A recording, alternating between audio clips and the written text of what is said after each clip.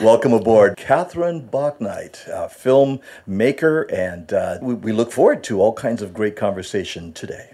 Yeah, thank you. It's great to be here, Kamanka. I'm looking forward to it as well. Hello, Paul. How are you? Very good.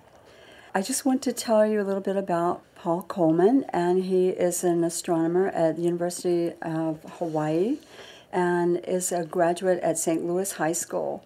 He received his PhD from University of Pittsburgh while working for the National Radio Astronomy Observatory. After receiving his doctorate, he was a visiting assistant professor at Virginia Tech. He then accepted a position at Kapetian Astronomical Institute in Groningen, the Netherlands, spending 8 years there on the scientific staff. He returned to the United States holding appointments with New Mexico Tech, Yale University, and the University of Puerto Rico before accepting his position as an associate astronomer at the University of Hawaii Institute of Astronomy. Being a Kanaka Maoli, he also has natural interest in all things Hawaiian, with a particular focus on astronomy. So we're very lucky to have you here with us today. So one of the things that we are so interested in over here is Mauna Kea. Can you please explain to us about your research? The field of extragalactic astronomy is a pretty big field, and I've always been interested in looking at the brightest things that are possible to look at the furthest distance that you can actually look at them. So I'm constantly looking extragalactic, meaning outside of our galaxy. So I've used quite a bit of time talking and working on things like quasars, which are the bright cores of galaxies, and looking at them as far back in time and in space as I possibly can. Do you believe that this relates to a telescope that would be on Mauna Kea? Is that something that you are working on directly? Primarily now, my mission is in teaching and public outreach. Since I'm a native Hawaiian astronomer, I'm a natural role model for kids here. But I would love to get my hands on the TMT because it actually allows us to go 10 times deeper into the universe than we can with our current technology telescopes. So it will, in fact, open up huge part of the universe to my research. About how long do you think you would start getting answers from your research?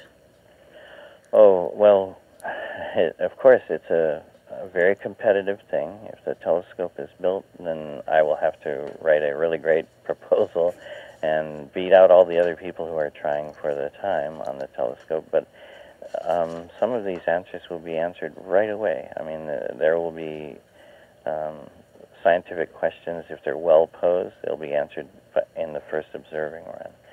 But what we can always look forward to, it always is true, is that when you start to answer questions, new questions come up. And as I point out often, when the Space Telescope was being built, they had a top 10 list of things they wanted to look into. And clearly about half of the new things that they found were things that were not even on the list. You mentioned that you have children, right? Young children? Yes. Do you believe that the telescope will change their future for the better?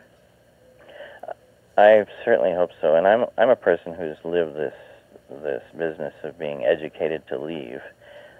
We, in Hawaii, we're constantly stressing some of the things that I think are probably not the right things to stress. We don't spend enough time on volcanology. We don't spend enough time on oceanography. We don't spend enough time in astronomy in our elementary and high school education. And so we're essentially teaching the children skills that are better suited for the mainland than here. And I would like to have it that children don't have to leave here to get a good job in, say, the technology fields or something like that.